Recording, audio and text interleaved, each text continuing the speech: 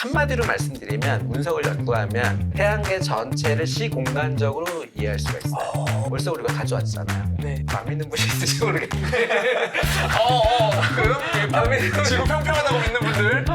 그러면 달이랑 지구랑 엄마가 같으니까 출발이 같다.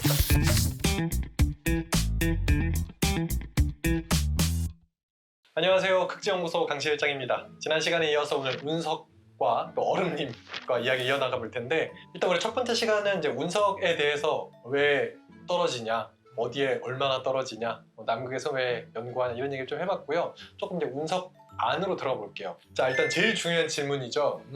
운석 왜 비싸요? 일단 뭐 희소해서 비싸다 이런 거 말고 이제 어쨌든 우리 과학적으로 쓰니까 이게 어떤 특별한 의미, 가치가 있는지. 운석이 얼마나 비싼지 저는 잘 몰라요.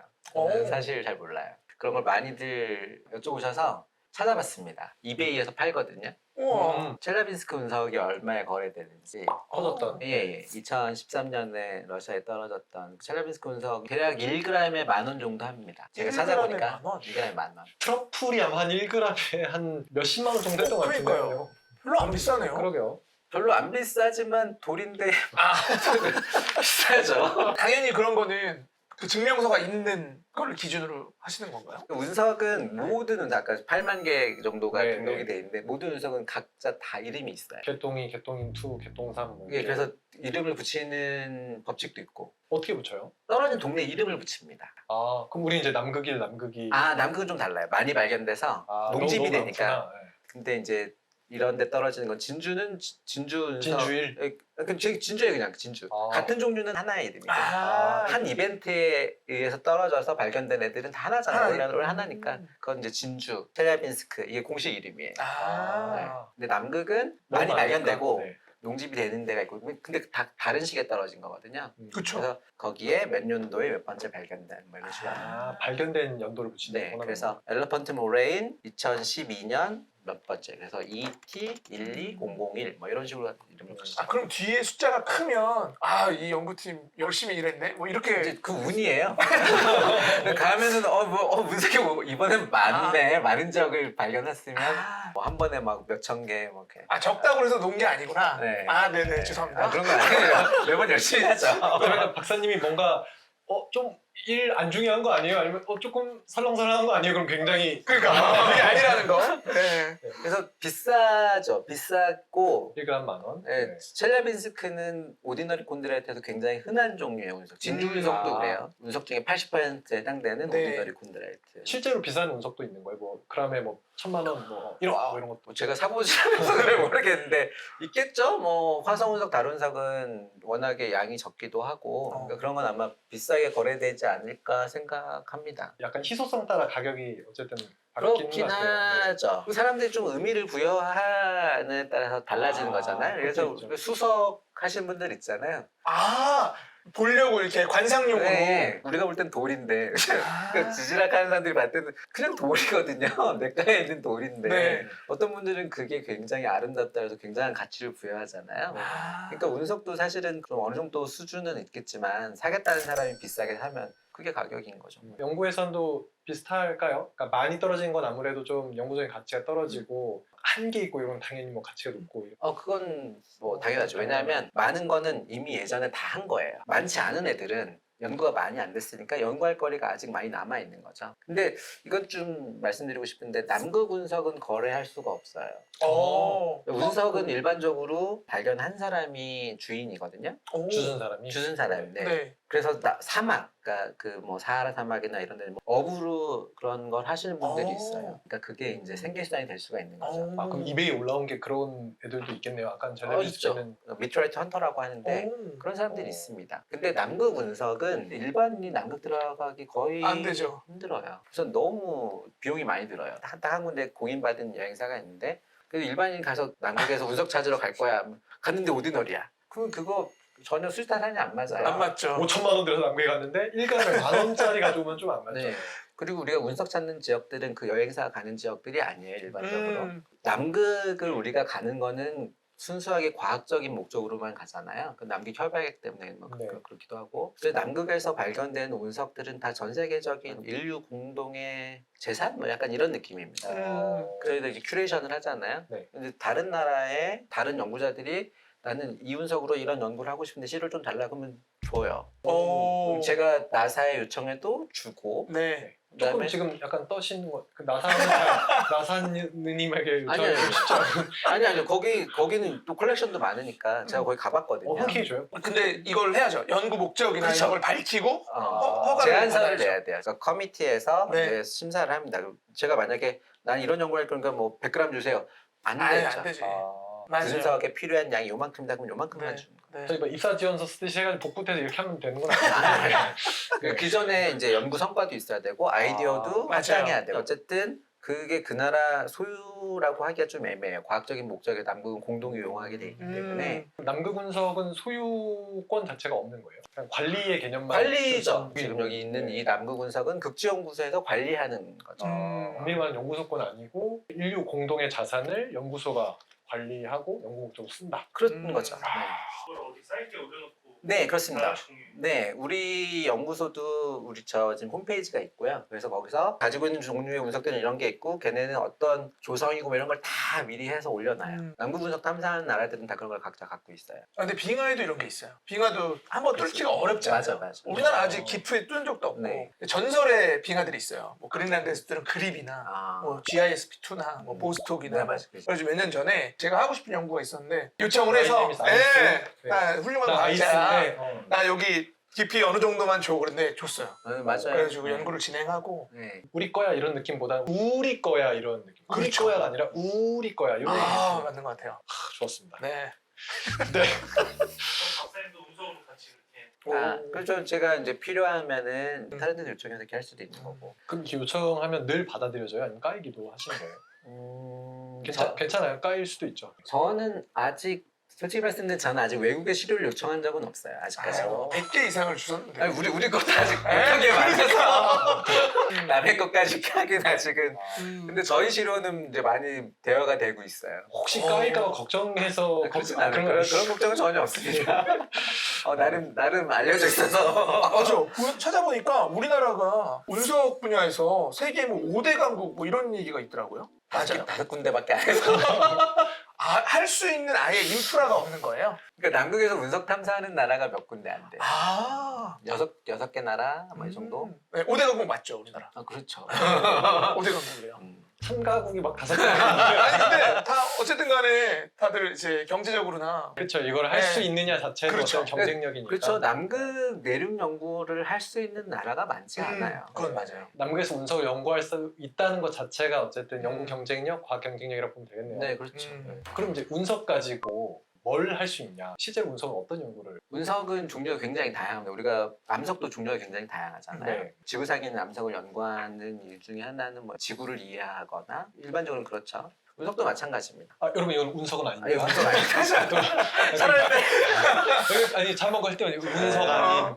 한마디로 말씀드리면 운석을 연구하면 태양계 전체를 시공간적으로 이해할 수가 있어요. 태양계는 처음에 어떤 물질들로 만들어졌는지, 그 다음에 어떻게 물질이 진화했는지, 행성은 어떻게 만들어졌는지, 언제 만들어졌는지, 왜 지구 같은 행성이 있고 목성 같은 행성이 있는지, 뭐 해성은 어떻게 만들어졌는지, 뭐 이런 것들을 다 운석 연구 그런 걸 할 수 있는 거죠. 그게 왜 운석에 어떻게 담겨 있는지, 예를 들어 별이 만들어질 때 떨어져 나와서 그런 건지 이런 얘기를 좀 해주면. 먼저 시간적으로 좀 말씀드리면 태양계의 나이를 우리가 46억 년 정도라고 해요. 근데 정확히 말하면 45억 6,700만 년입니다. 외우기도 쉬워요. 4, 5, 6, 7.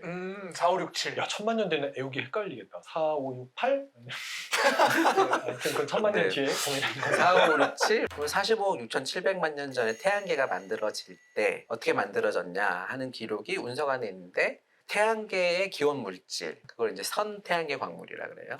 선 태양계 강물. 네, 태양계 이전에 존재했던 광물이에요. 선 태양계 광물. 근데 그걸 연구하면 뭘 할 수 있냐면 이게 어떤 별의 자네인지를 알 수 있어요. 와. 그래서 뭐 초신성이 있을 수도 있고 뭐 거성이 있을 수도 있고 뭐 이런 여러 가지 별들이 있었는데 그 별들이 이제 폭발하거나 어쨌든 그 잔해가 이제 우주 공간으로 퍼지면 그 먼지가 운석 안에 있어요. 오. 네. 그래서 태양계가 기원이 어떻게 되는지를 우리가 네. 알 수 있는 거죠. 그게 이제 시간적으로 가장 처음이고 그 다음에 태양계가 이렇게 뭐 잠시만요. 오. 네. 너무 네. 신기하다. 재밌네요. 저도 신기하고 싶다. 네. 너무 어려워요. 아 너무 어려워요? 오. 이런 거죠. 어쨌든 우와. 태양이 생기기 전에 네. 뭔가 다른 별이 있거나 별이 만들어졌다 없어졌다 하는 그러니까 태양의 그- 재료. 그 네. 걔네들이 어쨌든 우주에 떠 있다가 운석으로 온다. 아니요. 그러니까 그 요즘에 제임스 웹 우주망원경이 음. 찍은 것 중에 창조의 기둥이라고 그 굉장히 유명한 사진이에요. 네, 허블 네. 우주망원경이 예전에 찍어서 거기를 다시 찍었어요. 다시 찍었는데 이제 훨씬 더 선명하고 자세하게 찍은 거죠. 네. 그럼 거기가 사람들한테 관심을 갖는 이유는 거기서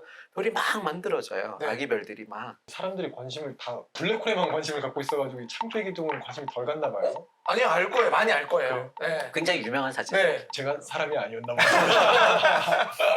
그러니까 별들은 그런 데서 만들어져요. 별들을 만들어지는 모습을 그 제임스 웹이 찍은 거였어. 그러니까 그런 지역을 그런 지역을. 우리가 성운이라고 하는 데서 별들이 만들어지는데 네. 태양도 그런 데서 만들어진 음. 거예요. 가스하고 먼지가 있었단 말이에요. 음. 걔네가 뭉쳐서 이제 새로운 이제 항성계가 만들어지니까 그렇죠. 그 먼지가 일부 운석에 오. 아주 조금 남아 있어요. 그 먼지는 어쩌다 운석이 붙은 거야. 아니. 태양계가 만들어질 때 얘는 살아남았어요. 그러니까 그거부터 설명을 하셔야 될 것 같은데요. 그러면 그러니까 음. 별이 만들어지는 거는 처음에 가스하고 먼지가 이제 뭉쳐서 좀 질량이 좀 큰 부분이 생기면 네. 거기서 이제 아기 별이 만들어지기 시작합니다. 네. 그럼 그 주변에 얘가 이제 중력이 있으니까 다른 애들이 이렇게 빨아들여요.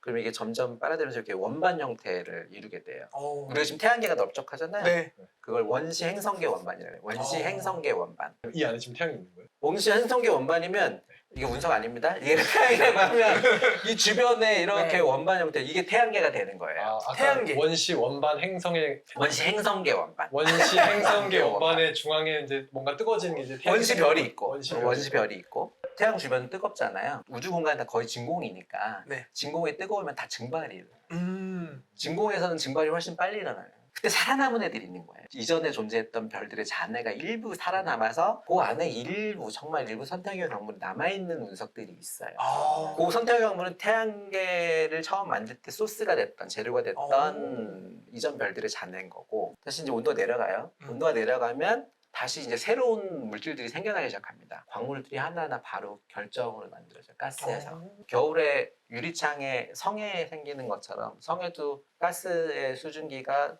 얼음 결정이 되는 거잖아요. 그런 것처럼 온도가 내려가면 어떤 광물이 맨 처음 나오고 그다음에 어떤 광물들이 만들어지는지를 연력학적으로 계산할 수가 있어요. 네. 그런데 굉장히 중요한 1969년 멕시코 아옌데라는 동네에 아옌데라 운석이 떨어졌어요. 네. 그러니까 아옌데라 동네에 떨어졌으니까 이제 아옌데라 아옌데라 이름을 된 붙인 거죠. 겁니다. 잠깐 커트. 자 여기서 아얀데 운석 전에 한번 정리가 필요한 것 같아요. 네, 왜냐면 우리 원시 어. 원반 행성계부터 완전 호박고구마 느낌인데요. 너무 원시 어려운가? 행성계 원반.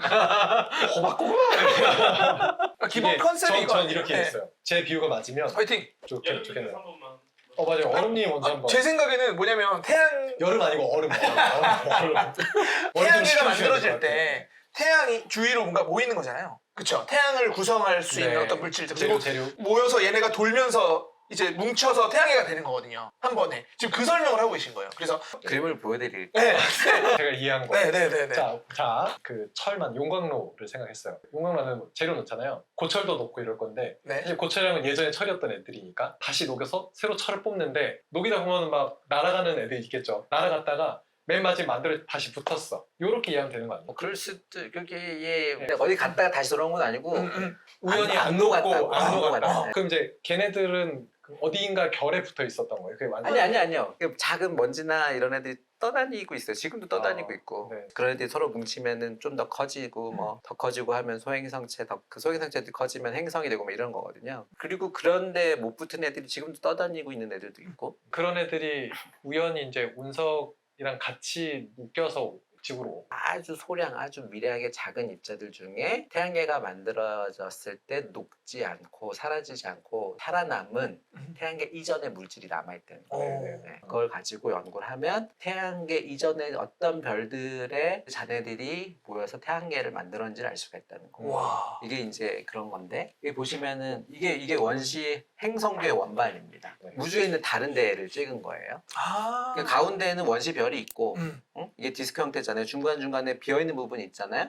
거기는 행성이 만들어지고 있는 거예요. 네. 우리가 지금 우리 태양계는 처음에 어떻게 만들어졌는지 어떤 단계를 거쳐서 지금 형태를 이루는지 모르지만 모르죠. 우주를 보면 우주는 별이 무수히 많기 때문에 맞아요. 각각의 단계들을 다 볼 수 있어요. 네. 우리 태양계도 이렇게 만들어진 거예요. 유추할 수 있는 거죠. 네. 별 만들어지는 건 아마 다 똑같을 거예요. 음. 대부분 비슷할 건데. 별 차이 없겠죠. 별이니까. 네. 오. 별이니까. 네. 그래서 저 별 단계에서 소리를 다 하고 있습니다. 그 태양계 성운 아니면 그 원시 행성계 원반인 그런 시기에 만들어진 태양계에서 가장 먼저 만들어진 물질들이 있어요. 그걸 연력학적으로 사람들이 예상을 했었고 1969년도에 멕시코 아얀데라는 동네에 떨어진 아얀데 운석 안에 그런 물질들이 다량으로 발견됐어요. 아. 그러니까 이론적으로 만약에 이런 가스 성분이었으면 이 순서대로 광물이 이런 나오네. 돌들이 어. 광물이 만들어졌을 거야라고 생각하고 있는데 진짜가 하늘에서 떨어진 거예요. 그 안에 어. 그런 물질들이 있었던 거죠. 네. 우리가 예상했던 그 순서대로. 네. 그 예상대로 실제로 네. 음. 멕시코에서 네. 그래서 그거를 미국에서 가까우니까 미국 학자들이 시료를 많이 가져가서 연구를 많이 했습니다. 1969년 뭐 그때는 아폴로 월석도 오고 그러니까 그런 연구가 굉장히 막 남극에서도 활발했던 운석 때예요. 가져오고 맞아요. 아. 69년이 붐이 진짜... 막 일어나던 네. 시기예요. 뭐 하셨어요 69년도 박사님? 아, 태어나지도 않았어요. 좀 늦게 태어나셨는데. 아, 저 젊어요. 오. 그래서 그거를 연대 측정을 한 거예요. 네. 그 태양계에서 가장 먼저 만들어졌을 거라고 아. 생각하는 그 물질의 연대 측정을 한 겁니다. 네. 아, 그게 45억 6,700만 년이에요. 그게 클레어 패터슨이 분석한 그 운석이에요? 아니요. 그건 아니에요. 클레오패트스는 네. 그 전에 1950년대 아, 그 전에 했고? 지구의 나이를 알고 싶어서 1900년대 초 이때만 지구의 나이를 몇만 년, 뭐 몇십만 년 이렇게 아, 음. 그런 운석을 연구하는 되게 심플한 요지 하나는 지구의 나이를 알 수 있다네요. 이게 태양계의 나이를 태양계의 나이. 우리가 지구의 나이를 정확하게 알기가 쉽지 않아요. 아 오히려. 네, 왜냐하면 운석은 태양계에서 가장 먼저 만들어진 물질 45억 6,700만 년 전에 만들어진 다음에 한 번도 녹은 적이 없어요. 그러니까 그때 기록을 그대로 갖고 있는 거예요. 그쵸. 녹으면 다 사라지거든요. 연대 측정하는 그 우리가 뭐 방사능 동연소를 이용하는데 그게 완전 다시 리셋이 돼요. 근데 지구는 살아있잖아요. 그러니까 이 기록이 계속 지워져요. 지구가 만들어졌을 때 만들어진 광물이 아직까지 발견된 적은 없고 네. 발견되기도 어려울 거고 현존하는 가장 오래된 광물은 41억 년. 그건 제 41억 살보다는 더 됐고, 더 됐고 4, 5, 6, 7, 100만 년보다는 젊고, 그죠. 그거랑 비슷하거나 네. 적거나. 어쨌든 태양계 나이를 알 수 있다. 운석에 쓰면 확실히 하나는 안 것 같고, 또 어떤 연구들이 가능할까요? 지금 약간 시간적인 얘기를 했잖아요. 네. 근데 공간적으로는 태양에서 멀어지면 멀어질수록 온도가 내려가겠죠. 이제 멀어지면 병원 고체로 얼음으로 존재하거나 얼음. 낮은 온도에서 안정한 뭐 유기물 같은 게 음. 남아 있거나 그러면 운석 안에도 그런 것들이 있죠. 과거에 소행성에 물이 있어서 물하고 광물이 반응했다거나 뭐 유기물이 그대로 보존돼 있다거나 가끔은 해성에서 기원하는 물질들도 지구에 떨어져요. 해성은 정확히 뭐예요? 소행성이랑 또 다른가? 소행성은 그냥 네, 하나 암석질인 거고 그 해성은 꼬리 네. 태양에 접근할 때 꼬리가 쭉 나오잖아요. 네. 그게 이제 뭐 가스하고 얼음, 뭐 이런 걔는 가스랑 얼음. 태양에서 먼 쪽에 있기 때문에 저온 물질들이 있는 거죠. 이제 태양의 나이를 아는 것뿐만 아니라 다른데 태양에서 가깝냐, 뭐냐, 거기서 일어난 이벤트들도 알 수 있죠. 있다. 네. 진짜 퍼즐 맞춤 느낌이네요. 그렇죠. 우리가 자연 물질을 연구하는 게 굉장히 어려워요. 우리가 이걸 만든 게 아니니까. 그럼 과거에 이런 애들이 만들어졌을 환경은 어땠을까를 우리가 역으로 분석 결과 막 이런 걸 통해서 과학적으로, 합리적으로, 이성적으로, 논리적으로 추론하는 거죠. 맨 처음 그 밑그림 그렸던 그분은 진짜 대단하신 분이에요. 아. 맨 처음에 스케치를 누군가 하셨을 거잖아요. 그 인류 역사상 계속 그런 거가 쌓인 거죠. 쌓여온 거잖아요. 그래서 구글 스콜라라고 우리 그 네. 논문 찾아볼 때 거기에 보면은 거인의 어깨에서 어깨. 뭐라고 있잖아요. 기존에 쌓여있던 인류의 지적 자산 위에서 보는 거죠. 자, 그럼 박사님은 어떤 연구를 하고 계십니까? 저는 제가 박사과정 중 했던 거는 그 태양계에서 가장 먼저 만들어진 물질을 주로 연구했어요. 그럼 아연대 운석이 굉장히 중요한 샘플이었겠네요. 근데 아연대는 그 모천체에서 약간 열 변성을 받았어요. 어. 근데 열 변성을 받으면 가장 먼저 일어나는 거는 이렇게 화학 조성이 균질해지기 시작해요. 그 구성하는 모든 애들이 다른 역사, 다른 생성 환경 이런 걸 다 갖고 있었는데 개성이 사라집니다. 그 태양계에서 가장 먼저 만들어졌다는 애를 연구를 하기 때문에 되도록이면 그런 일이 없었던 운석을 그렇죠. 보는 게 나아요. 그러네요. 정말 아무 45억 6,700만 년 전에 만들어진 다음에 아무 일도 없었던 애. 아, 진짜 박사님 욕심이 많으시네요. 그러니까 굉장히 희귀해요. 그러니까요. 그런 운석이 거의 없어요. 화성 운석이나 다른 운석보다도 희귀해요. 와. 일단 그런 운석은 찾아서 연구를 하셨어요? 저희 운석 중에도 약간 그런 애가 있고, 용어소에 있는 운석 네. 중에. 그리고 전 세계적으로 알려진 몇 개들이 있어요. 그런 건 정말 활발하게 연구됩니다. 연수연구원 할 때는 그런 걸 주로 연구했었고, 연구소에 오면은 제가 그럼 정규직. 나는 이제 남구 분석을 이제 해야 되니까 제가 좋아하는 것만 할 수는 없잖아요. 지금은 우리가 갖고 있는 것 중에 다른 석도 많이 연구하고 있고. 아니 걔는 어떻게 알아요? 달에서 떨어져 나온 돌이잖아요. 네. 달에서 떨어져 나온지를 어떻게 알아요? 중요한 좋은 네. 질문입니다. 우리가 월성이 있기 때문에 안 해요. 성분을 보고. 네. 가장 기본적으로는 동연 소비가 달라요. 태양계에 있는 모든 천체는 동연 소비가 산소 특히나 산소 동연 소비가 다 달라요? 다릅니다. 근데 신기하게 다른 색은 지구랑 똑같아요. 얘가 어디서 왔는지 모르니까 처음에는 비슷한 애들끼리 이렇게 그룹핑을 해요. 네. 그래서 운석에 그 그룹이 있습니다. 이름을 얘는 이런 그룹이야, 이런 그룹이야. 비슷한 애들끼리 이렇게 모아요. 5개 이상이 그런 그룹이 있다. 그럼 거기에 이름을 붙여요. 네. 뭐 무슨 운석이라고? 네. 그러니까 다른 운석도 처음에는 그런 그룹이었을 거예요. 얘만이 가지고 있는 특징이 있는데 네. 과연 어디서 왔을까? 같은 데서 온 것 같아. 같은 곳에서 왔는데 어디서 왔는지 모르겠다. 네. 근데 월석을 우리가 가져왔잖아요. 네. 그거 안 믿는 분이 있을지 모르겠는데 그럼 지구 평평하다고 믿는 분들.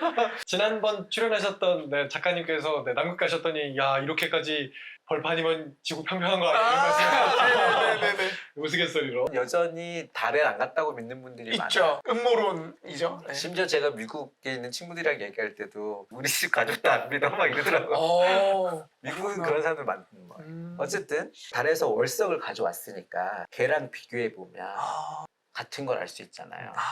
근데 화성 운석도 화성에서 뭘 가져와서 그건 아니죠. 아직 못 가져왔으니까. 근데 왜 화성 운석이라고 하냐면 네. 예전에는 우리가 화성 운석이라고 안 했어요. SNC 운석이라고 했었어요. SNC. 그 셔고타이트, 나클라이트, 샤시그나이트라고 해서 약자 어떤 따서 이름을 대체 누가 짓는 거예요? 그 동네에 떨어진 동네 이름. 운석은 떨어진. 네. 야 운석이 다 이름 신기한 동네 많이 떨어지네요. 그러니까. 그 동네 사람은 그 동네가 그 이름이 평범한 네. 거죠. 네, SNC 운석이라고 했었어요. SN20. 얘네는 같은 특성을 공유하는 애들이에요. 네. 근데 남극에서 발견된 운석 중에 엘러펀트 모레인에서 네. 79년도에 오. 운석이 발견됐는데 그게 이름이 ET79001이야. 와, 이걸 기억하고 계시는 거. 유명한 운석이 굉장히 와. 유명한 운석이. 거기서 뭘 분석했냐면 가스를 분석한 거야. 네. 그때 이미 우리가 화성의 대기 성분을 알고 있었어요. 네네네. 대기 성분은 알기가 상대적으로 쉬워요. 스펙트럼 분석하면 스펙트럼 되죠. 분석하면 되니까. 망원경으로 예. 별을 보면 그 별의 색깔이 있잖아요. 그 색깔을 가지고 표면에 이런 성분이 있나 보다 정도를 안다 이 얘기이신 네. 거죠? 그리고 제가 이건 정확하지 않은데 저희 정확한 얘기만 하셔야 돼요. 네. 화성의 대기 성분을 이미 알고 있었어요. 그래서 그게 그래프를 보면 정확히 1대1입니다. 그 ET7900이라고 하는 운석에서 나온 네. 대기 성분이 정확히 1대1이에요. 그래서 그 SNC 그룹이 화성 화성운석이다. 운석으로 된 거구나. 네, 그래서 그 다음부터는 이런 종류의 운석은 다 화성이에요. 그래서 지금은 마셜 미티오라이트라 그래요. 근데 진짜 두 분 과학자이신 게 뭔가 너무 이게 재밌어요. 과학적인 뭔가를 찾았을 때 근데 전 이게 무슨 얘기인가 근데 그게 되게 신기하고 대단하잖아요. 너무 맞아요. 재밌어요. 사실 거리로는 말도 안 되게 먼 데인데 그러니까요. 그런 게 몇 가지 있습니다. 우리가 태양계 조성을 어떻게 하냐면 태양계 조성은 태양의 조성이에요. 제일 많으니까 그렇구나. 네, 질량이 99% 이상이라서 우리가 태양의 성분을 알아요. 제임스 스미스 전으로 태양풍을 이렇게 가져왔다고 네. 했잖아요. 그래서 태양의 성분은 아는데 일부 부정확한 애들이 있어요. 음. 그러니까 가벼운 원소라든지 뭐 이런 거는 정확히 모르는 음. 경우가 있거든요. 근데 운석 중에 CI 콘드라이트라고 하는 게 있어요. 걔는 전체 조성이 예를 들어 수소는 얼마 있고 뭐 산소는 얼마 있고 실리콘 얼마 있고 알루미늄 이런 화학 조성 이 조성이 태양하고 거의 1대1이에요. 그러니까 태양계 전체 조성을 잘 간직하고 있는 애예요. 근데 얘는 우리가 직접 분석하잖아요. 실험실에서 측정하니까 얘가 훨씬 정확하단 말이에요. 그래서 그런 거는 얘로 하고 그래서 우리가 태양계 조성을 더 정밀하게 잘 알 네. 수가 있어요. 태양계의 조성을 정확히 아는 건 굉장히 중요해요. 지구에 있는 암석을 연구할 때도 화성암이라고 하면 그 화성암을 통해서 얘가 원래 마그마의 조성을 알고 싶어 하거든요. 이게 어떻게 진화해야 하는지를 알고 싶은 거예요. 근데 그 진화를 이해하려면 처음에 시작을 알아야 돼요. 그걸 알아야 지금의 태양계의 행성들이 어떻게 왜 화학적으로 다른지 이런 것들을 이해할 수 있어요. 진짜로 만약 데이터라고 해야 되나 운석이 엄청 많고 실제 가져온 자료들이 많으면 최초의 조성 성분을 아니까 맨 처음 빵초에 태양이 만들어지고 수성이 만들어질 때는 뭐 성분상 이런 애들이 많을 거다라고 생각하고 실제로 데이터 가져와서 비교하면 맞네? 그럼 화성도 금성도 이런 식으로 다 할 수도 있는 거겠네요.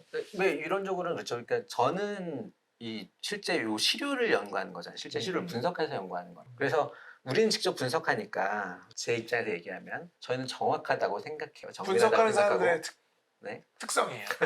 네. 근데 우리는 크게는 좀 보기가 어렵죠. 음. 모든 단계를 다 볼 수 있는 건 아니니까. 근데 천체 물리학을 하거나 이제 천문학을 하시는 분들은 모델링 하시는 분들도 있고 아니면 관측 통해서 그러니까 이게 계속 서로 간에 맞춰가야지 정말 온전히 이해할 수가 있는 거예요. 네. 굉장히 재밌기도 하고 또 어려운 점도 있어요. 제 전공이 아닌 거를 이해하기가 또 쉽지가 않은 게 있고.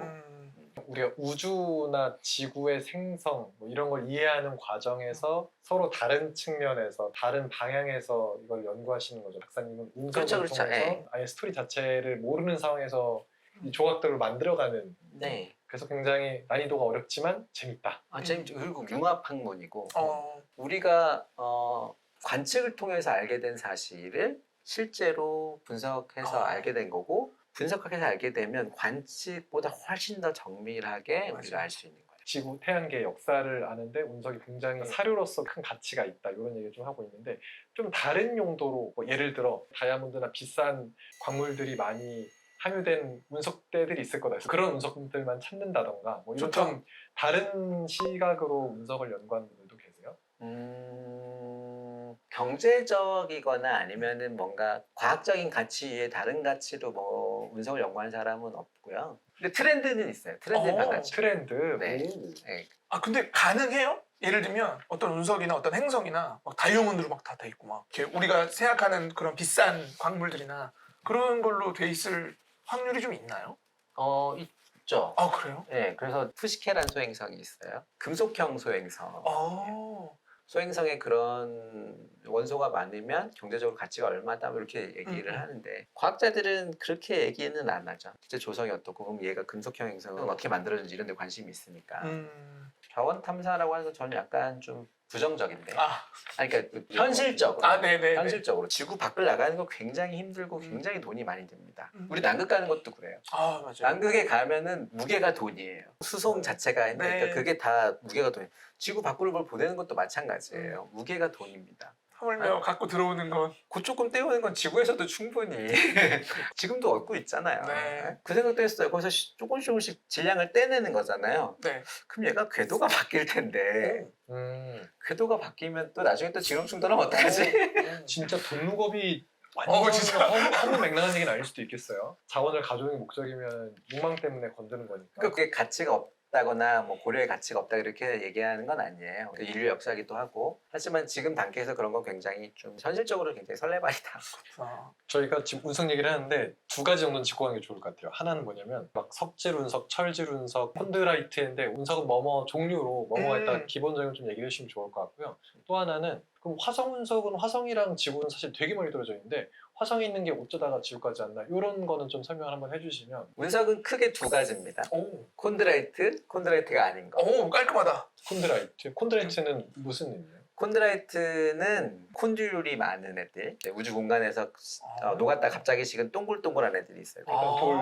그거 하나 자체가 이제 암석이죠. 근데 그런 애들이 많이 모여 있는 애가 콘드라이트. 근데 그런 애들이 남아있으려면 얘는 한 번도 녹았으면 안 돼요. 그래서 콘드라이트는 우리말로는 미분화 운석이라고도 해요. 왜냐하면 녹으면 화학적으로 분화가 일어나기 때문에. 그러니까 녹는다는 자체는 화학적으로 분화가 일어난다는 얘기예요.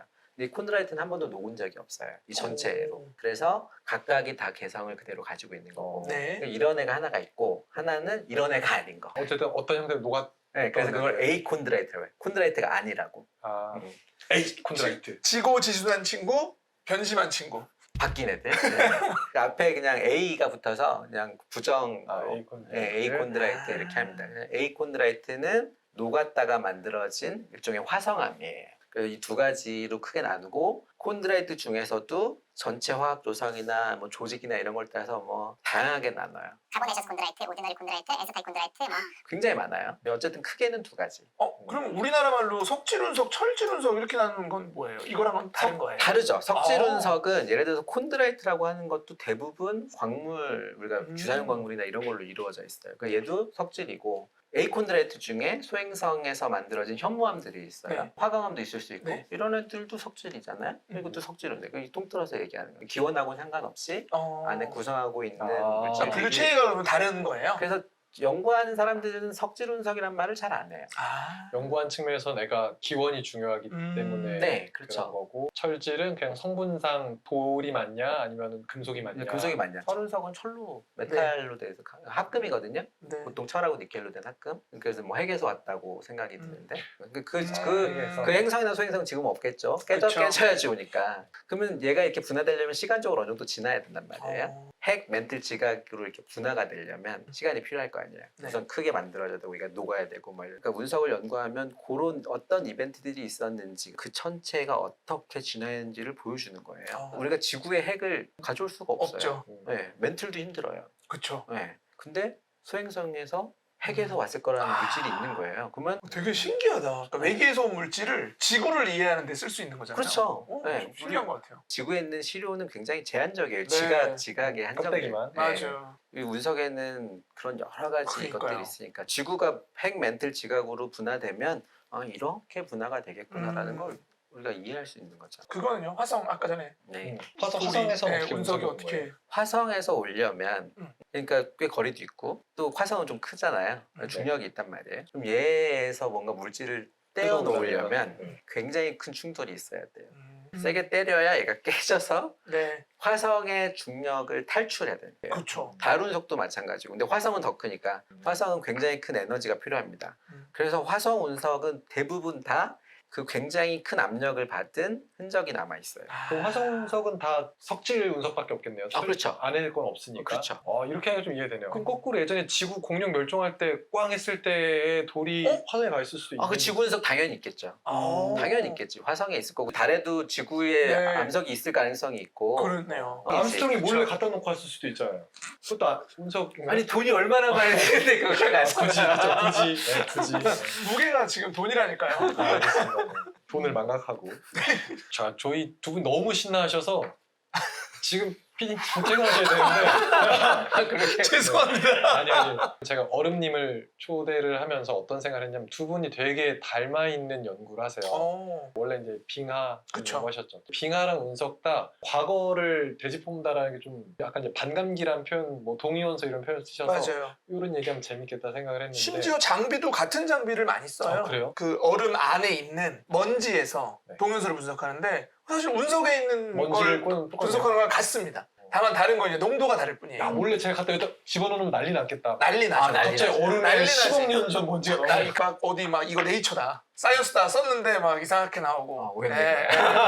그럼 장비 똑같은 거 쓰면 잘 깨끗하게 하셔야겠다. 맞아요. 그래서 장비는 같은 걸 쓰는데 사용하는 재료들이나 이런 건 좀 달라요. 그래서 제가 초반에 되게 궁금했던 거예요. 운석 채취할 때 그 얼음도 같이 하면 뭔가 재밌을 것 같다. 네. 빙하는 굉장히 정밀한 분석을 요해해요. 농도가 너무 작아서요. 운석은 그러면 운석도 지구 함석에 비하면 굉장히 정밀한 분석을 요합니다. 일반적으로 적은 양을 분석하면 정밀한 분석을 못해요. 빙하는 훨씬 더 미량이라 훨씬 더 정밀한 분석이 필요해요. 맞아요. 대신 양은 운석보다 많아요. 그럴 수 있겠구나. 비가도 많을 수 있겠네요. 제가 이제 닮았다고 하는 거는 기본적으로 나이를 아, 연구할 수 연대를? 있다는 게 예, 있어서 운석은 보통 중금속 동위원소로 연대 측정을 하시나요? 아까 반감기로 연대를 했는데 이런 걸 좀 같이 설명해 어때요? 주시면. 운석이 언제 만들어진지는 절대 연대 측정을 하는데 그건 보통 우라늄 납동연소를 그렇게 이용하고 하는구나. 지구상의 남석도 똑같습니다. 네. 우라늄 납동연소는 이제 우라늄이 얼마 시간이 지나면은 납으로 바뀌어서 그렇죠. 네. 네, 그걸 이제 반감기라고 네. 하는 그 거죠. 반감기가 굉장히 길어요. 몇 년이에요? 뭐 45억 년, 뭐 7억 년, 뭐 소듐 같은 경우는 동위원소마다 100, 조금 다른데. 뭐 140억 년 정도 되고. 네. 140억 년이 지나면은 반이 A라는 되는 거죠. 원소가 절반으로 되는. 네. 그런데 빙하는 달라요. 빙하는 기본적으로 우라늄 레드로 측정은 할 수 없고요. 왜냐면 양도 없고 그런 걸로 할 수 있는 시간도 게 짧고. 네, 그리고 네. 얼음으로 돼 있어서 네. 빙하는 대부분 물이니까 뭐가 맞아요. 없겠죠. 물로 해요. 그래서 어떻게 아. 하냐면 그 여름 겨울 차이를 이용해서 아, 나무에 나이테 세듯이 아. 셀 수가 있고 근데 중간에 뭐 녹거나 이러면 안 돼요. 그래서 음. 남극이나 그린란드 거는 요게 가능하고요. 깊어지면 얼음이 압축이 되니까 이게 레이어가 되게 얇아지거든요. 그래서 그럴 때는 중간중간 절대 연령을 측정하는데 큰 화산들 테프라를 하는구나. 그래서 화산 같은 것들이나 아니면 중간중간 들어있는 먼지나 아니면 공기를 모아서 연대를 측정을 하곤 해요. 네. 그래서 기본적으로 그냥 레이어 카운팅이라고 보시면 돼요. 사이클을 아니까 네. 이 사이클이 몇 사이클 있어서 몇 년 맞아요. 지났거나 이런 거. 네. 이해가 되세요? 다 아셨죠? 피디님 쉽게 말해서 이제 진짜 나이를 알려면은 자연계에서 이런 원소가 절반으로 줄어드는 이런 반감기라는 게 있고 태양계 초기 이런 건 너무 오래전이니까 이 반으로 줄어든 게 굉장히 긴 원소를 네. 이용하는 거고 빙하는 이제 그거에 비하면 훨씬 일단 짧기도 맞아요. 짧고 대부분 물이니까 맞아요. 성분이 없어. 이거는 이제 탄소의 여름이랑 겨울에 이 동위 원소라는 거에 비가 달라지는 걸 맞습니다. 이용해서 네. 한 번 바뀌면 1년 지났네. 이렇게 하고 맞아요. 어디가 더 쉬울까 어려울까요? 내게 더 어렵겠죠? 내게 더 어렵죠. 최근에 운석이나 이런 우주물질 연구하는 트렌드 중에 많이 각광받고 있는 것 중에 하나는 저온 물질을 연구하는 거예요. 저온에서 생성되는 물질. 네, 다들 외로워서 그런지 잘 모르겠는데 왜 생명체 지구에만 있냐 이런 되게 원초적인 그런 질문들이 있잖아요. 그러니까 밖에는 없나? 근데 생명체의 기원을 찾으려면 우리가 알고 있는 생명체는 물하고 유기물이 네. 있어야 있고 그런 건 이제 저온에서 안정하고 그런 거기 때문에 그런 저온화학 뭐 이런 것들을 많이 연구를 하죠. 운석에서도. 그럼 트렌드가 저온 과거에는 그런 거 하는 분들이 거의 없었습니다. 기술력이랑도 관련된 것 같아요. 그 시점에 가능한 기술로 연구가 되다가 다른 기술이 나오면서 똑같은 시료를 가지고 다른 연구가 가능해지는 거죠. 그렇죠. 네, 그래서 뭐 빙하도 마찬가지지만 우리 시료를 보관해요. 그래서 보관이 중요해요. 네. 그리고 지금 세대에서 다 쓰지는 않습니다. 다 맞아요. 쓰면 안 돼요. 왜냐면 우리 미래에 어떤 기술로 어떤 연구를 할지 모르잖아요. 일반적인 원칙은 절반만 쓰는 거예요. 이게 재밌는 게 아까 1969년 얘기했잖아요. 한 데이터를 얻기 위해서 썼던 얼음 양이 19kg이에요. 19kg. 1969년에. 근데 제가 지금 1g만 있어도 분석을 할 수 있어요. 그러니까 이게 나중을 위해서 남겨두는 게 맞는 거죠. 나중에는 아마 시료를 안 쓰고도 알 수 있는 방법도 있을 거예요. 그렇죠. 점점 추세는 네. 적은 양으로 정밀하게 더 가서 이제 비파계로 온전히 그냥 분석하는 거. 그게 지금은 부정확하죠. 비파계라는 그쵸. 건 지금 부정확해요. 근데 점점 더 발전되면 맞아요. 좀 더 비파계로 정밀하게 분석하는 것도 나올 겁니다. 이제 마지막으로 달 얘기를 좀 해보면 좋을 것 같아요. 사실 아까 달 운석도 얘기해주고 실제 달은 이제 월석도 가져온다고 했고 그런 얘기도 해요. 달에서 실제로 이런 비싼 광물들도 가져서 쓸 수 있다. 달은 과학적으로는 또 어떤 연구적인 의미가 있을까요, 박사님? 달은 인류한테 특별하잖아요. 별보다 우선 달이 엄청 눈에도 크죠. 달이 네. 엄청 크고 밝잖아요. 육안으로도 그 모양이 보인단 말이에요. 안에 어느 정도 토끼. 네, 토끼가 보이잖아요. 실제 네. 토끼처럼 보이잖아요. 이거 이제 또 나간다고. 달에서 토끼 봤다니 분석학자. 그러니까 굉장히 친숙하면서도 지구에 미치는 영향도 굉장히 크고. 저 조류. 네. 네. 아, 조석감만. 네. 말 조석감만 네. 했잖아. 네. 그래서 아마 달을 과학적으로 처음 과학적인 대상으로 한 거는 갈릴레이가 아닐까 싶어요. 네. 갈릴레오가 네. 망원경을 처음 만들었잖아요. 달을 자세하게 관찰하기 시작했어요. 유럽이니까 개. 거기는 유럽은 개 모양이라고 하잖아요. 아 그래요? 네. 나 몰랐네. 네, 모양을 여인이나 개 모양이라고 그래. 그 꽃게, 그 개 꽃게. 모양. 네. 그럼 토끼가 더 동양에서는 토끼. 토끼가 더 비슷한 거 같은데. 모양이 약간 다르더라고요. 음. 네, 네, 재밌죠. 그리고 또 달이 재밌는 게 뭐냐면 달이 굉장히 커요. 그러니까 맞아요. 행성들이 위성이 있잖아요. 네, 주변에 화성도 위성이 있고 그렇죠. 그다음에 목성이랑 토성은 위성이 굉장히 많잖아요. 네. 근데 그 행성하고 그 행성 주위를 도는 위성의 크기를 비교해 보면 다른 지구에 비해서 굉장히 커요. 그리고 뭐 운석 연구하면서 알게 된 것 중에 하나가 산소 동요소 조성이 지구랑 똑같은 거. 그것도 굉장히 특이하죠. 왜냐면 태양계는 다 달라요. 운석 종류별로 다 다르고 네. 지금까지 우리가 분석할 때 점점 정밀해지는데 그럼에도 불구하고 산소 동요소 조성이 지구랑 같은 애는 달밖에 없어요. 그러면 달이랑 지구랑 엄마가 그러니까 출발이 같았다? 그러니까 이제 여기서 달이 도대체 어떻게 만들어졌냐 가설들이 만들어지는 거예요. 이런 것들을 설명하기 위해서. 그렇죠. 그럼 혹시 그런 거 생각해 본 적 있어요, 피디님? 달 어떻게 만들어졌나? 달 뿅. 그런 생각을 그쵸, 그냥 뭐 그냥 잘 보이는 날이구나 이런 거 정도만. 그러니까 과학적으로 봤을 때 달이 굉장히 흥미로운 점들이 이제 일단 좀 크다. 크고 조성이 거의 같고 산소 동요소 조성이 또 하나는 가벼워요. 큰데 가볍다. 네.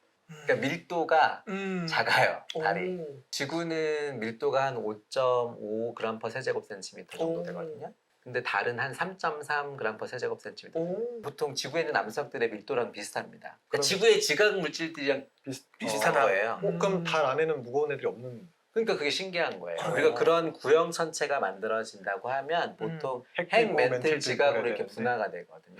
달은 그럼 핵과 멘틀이 없는. 그러니까 그게 신기한 거죠. 없는 거예요? 있다고 사람들이 얘기해요. 있긴 근데 있다. 핵이 굉장히 작다. 크기에 비해서 너무 가벼운 거죠. 네, 그걸 이제 설명을 해야 되잖아요. 그쵸. 달의 생성 모델을 얘기하려면 자, 이제 운석학자가 해줄 수 있는 이제 달에 대한 어. 이야기. 예전에는 뭐 포엑스설 같은 게 있었어요. 원래는 지구랑 별개였는데 지구가 머리끄댕이 잡고 어, 있는. 아, 네네. 지구한테 잡혔다는 거지. 포획. 포엑. 그 다음에 또 어떤 거는 달 지구에 이렇게 떨어져 나갔다. 그냥 지구에 이렇게 있었는데 여기서 이만큼 떨어져 나갔다. 뿅. 그러니까- 자세한 설명은 생략한다. 네. 포엑설은 이제 설명을 못하는 게 뭐냐면 달이랑 동연소 조성이 똑같은 게 설명이 안 돼요. 수금지화 다 탄소 동연소 다르니까. 다르거든요. 네. 그다음에 떨어져 나간 거는 왜 떨어져 나가냐? 설명이 안 돼. 왜 갑자기 뭐 배 아파서 타노스가 이렇게 낳는 것도 아니고 진짜. 네? 과학적이지 않은 거죠. 그래서 이제 각광받은 게 충돌설이에요. 네. 제일 많이 되는 거지. 대충돌설. 얼음님은 다 아세요? 뭐 대충 알죠. 뭐 그 행성 이름도 대충 머릿속에 네, 있긴 한데. 네. 네. 뭔가 때려서 네. 네. 튀어나갔다? 뭐 예전에 뭐하고 부딪혔다 이런 거예요. 지금 그게 가장 많이 이제 널리 받아들여지고 있는 이론입니다. 대충돌설. 네. 근데 그건 뭐냐면 원시 지구가 있었어요. 원시 지구가 있었고 과거에 화성 크기만한 행성이 있었는데 엄청 네. 그 사람들이 이름도 붙였어요. 테이아라고 이렇게 전 테이아라고 기억하고 있는데. 아마 아. 뭐 모르겠어요. 테이아라고 네. 하죠. 나도 뭐 발음이 구려서 카페라떼 할 때 그 번데기 발음.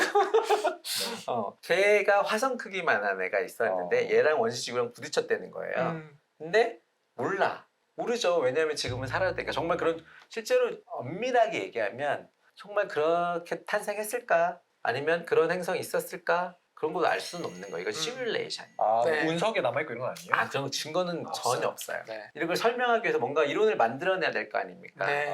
지금은 다른 네. 것들은 대부분 다 사장됐어요. 그 이론만 남아 있는데 지구의 멘틀 부분이 떨어져 나갔기 때문에 가벼운 게 설명이 되고 동요소 조성이 비슷한 것도 설명이 되고 그래서 그게 정말 맞다고 하면 이 원시 행성 얘의 영향이 지금 어딘가 달이나 지구에 어딘가 남아있지 않을까? 당연히 그렇게 생각할 수 있잖아요. 그렇죠. 그걸 찾으려고 사람들이 노력해요. 그게 그럼 운석으로도 올 수도 있겠네요. 달운석을 그래서 분석해서 지금은 산소 동요소 조성이 오차 범위에서 똑같지만 정말 더 정밀해지면 그 차이가 조금 나지 않을까 해서 사람들이 충돌했던 그 네. 테이아라고 하는 애의 성분이 일부 남아있지 않을까. 얘는 지구랑 동요소 조성이 달랐을 거거든요. 언젠가는 될 것 같아요. 결국 이제 그거를 입증할 운석을 그쵸. 찾는 건 또 이제 운석학의 영역. 그렇죠. 분석하는 건 이제 우리가 잘하는 맞아요. 거죠. 네. 맞아요. 그게 결국 마지막에 이게 맞다 안 맞다 이런 걸 얘기해 줄 수 있는 것도 저는 우리처럼 이렇게 실제로 이런 물질을 분석하고 연구하는 사람들이라고 생각해요.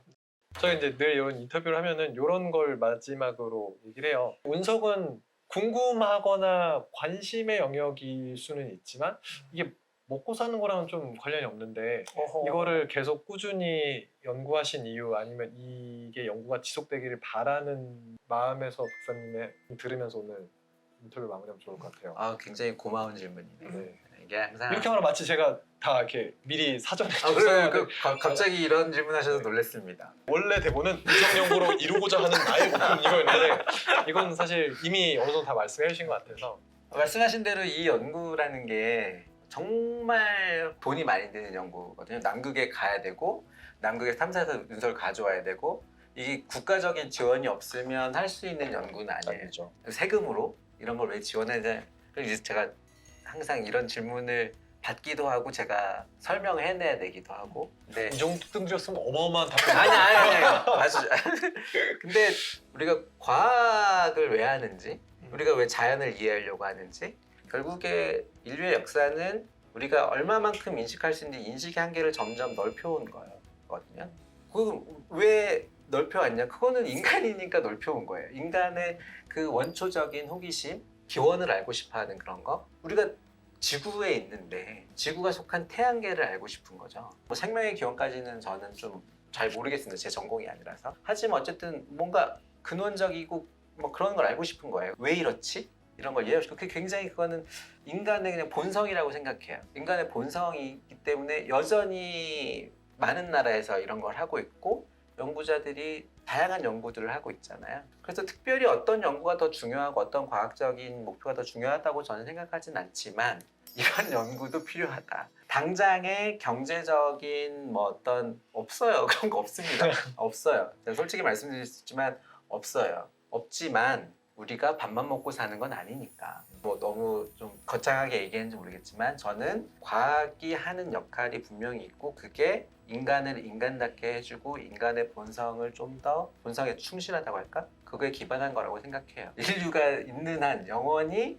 새로운 걸 알고 싶어 할 거예요. 당장 먹고 사는 문제가 아니다. 그 너머에 있는 것 중에 운석 연구도 그런 것 중에 하나고 하는 사람 별로 없습니다. 하는 사람 별로 없어요. 전 세계적으로 별로 없어요. 없지만 그래도 제가 그걸 하는 게 굉장히 자부심이 있고 지원을 해주시면 감사하고. 네. 그거 왜 젊으면서 이렇게 제가 지원해줄 거나 제 사비로 쓰긴 좀. 아니 그래서 극지연구소에서 이걸 하는 게 굉장히 의미가 있고 남극에 아무나 못 가니까 극지연구소만이 할 수 있는 거고. 뭐 그렇습니다. 네. 네, 저도 한 말씀 보태면 돈 무겁 2가 꼭 나오는 거예요. 분명 큰 도움이 될 거라고 생각합니다. 네.